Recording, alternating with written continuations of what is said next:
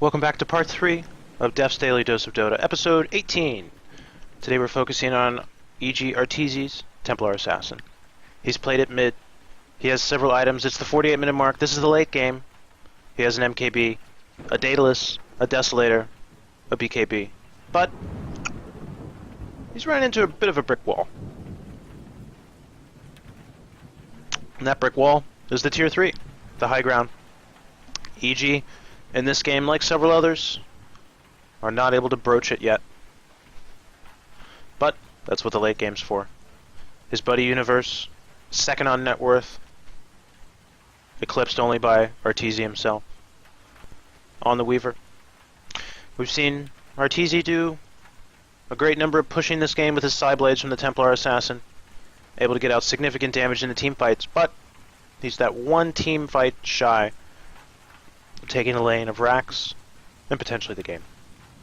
We're going to hop back into it and see if EG can close it out, or if Alliance are in the middle of a comeback. Let's get back into it.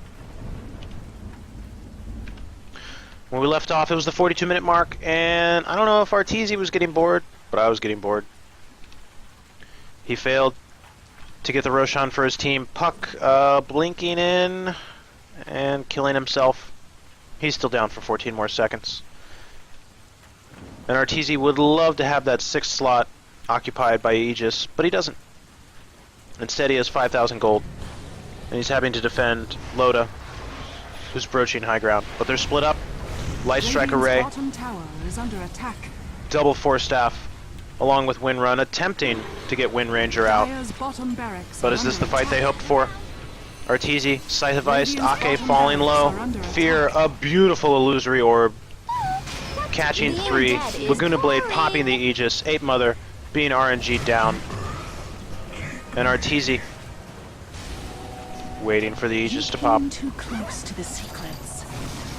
Overgrowth preventing his ability to attack. He gets Force Staffed away.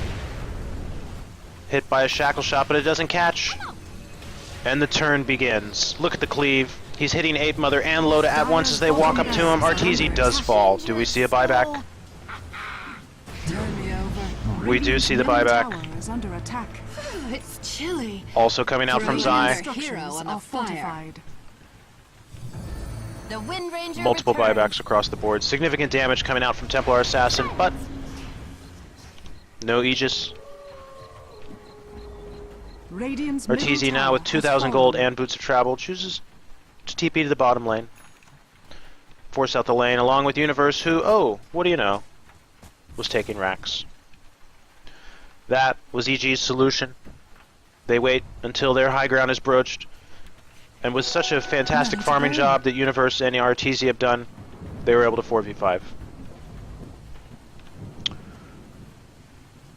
Arteezy leaving the double damage rune for now. Instead, looking to get another fight. Double damage! Silence! We see him rotating up to the top lane. One lane of Rax down. The Aegis has been expended.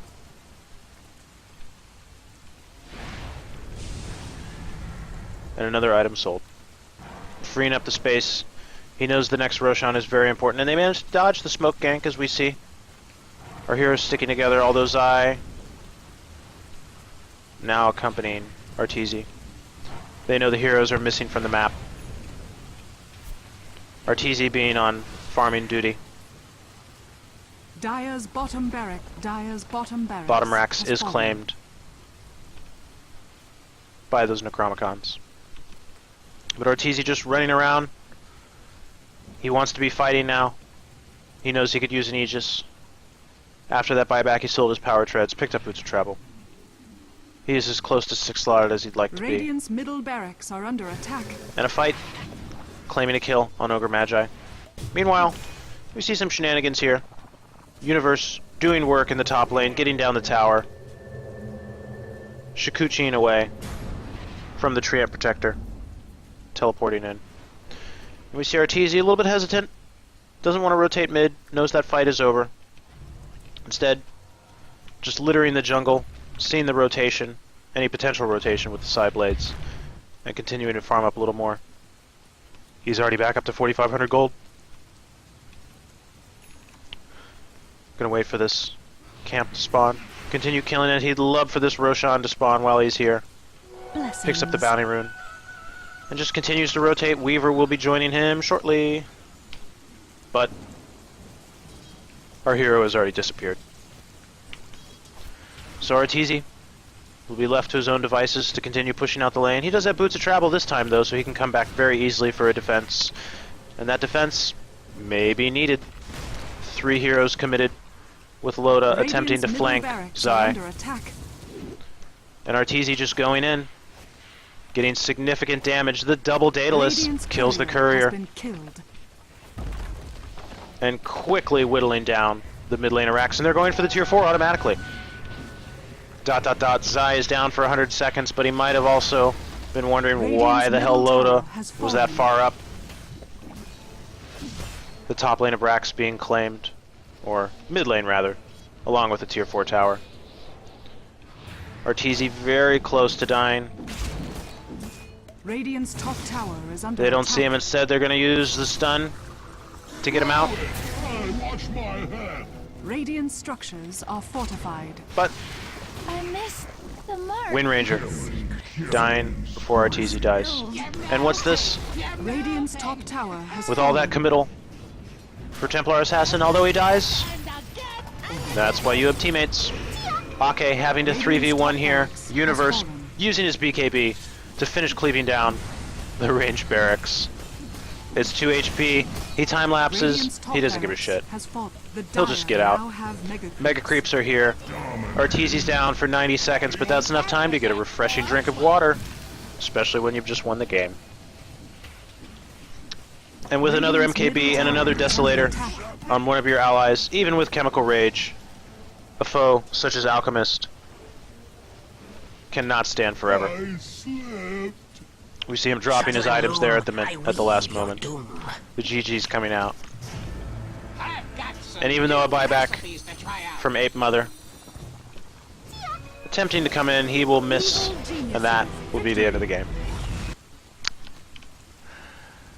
Not your typical way you envision any of the game if you've just been coming to this video to get some good tips for playing Templar Assassin.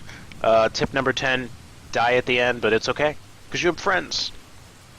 You have a Weaver on Universe who is able to farm up very well because of the great job in mid lane that Arteezy was able to do.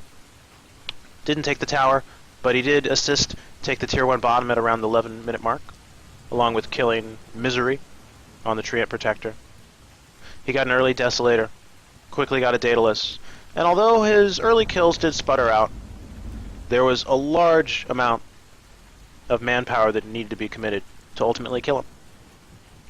And in the last few fights of the game, we did see Arteezy fall, but the trades were real. Even if you can kill Arteezy, they weren't able to kill Weaver. And we saw, I think, Weaver backdoor the bottom racks, assist in the mid lane racks with Arteezy, and ultimately kill the top racks. I really liked the drafting strategy in this captain's draft from PPD, but more importantly, the itemization strategy coming out from both Templar Assassin and Weaver, picking up the Desolators. A great item on Templar Assassin, but even more so against the 0 agility heroes that Alliance drafted. Low armor values means they're very susceptible to minus armor. Itemization is even better for minus armor on the heroes for EG. Well, that's going to be it for this edition of 4D, Def's Daily Dose of Dota. You can find me YouTube. My username there is Def Broadcasting, DEF Broadcasting. You can find me on Twitter, same handle, Def Broadcasting, DEF Broadcasting. Let me know what you thought of the show. Let me know if you have any requests for heroes in the future. Anyone that you've been working on, a hero that you'd like to improve on, and see how the pros play it. To get a little extra insight, maybe learn a tip or two, but also just see what it's like to go ham on some of your favorite heroes. Till next time, I'm Michael, Deficit Plumley at Deficit Broadcasting, helping you raise your score.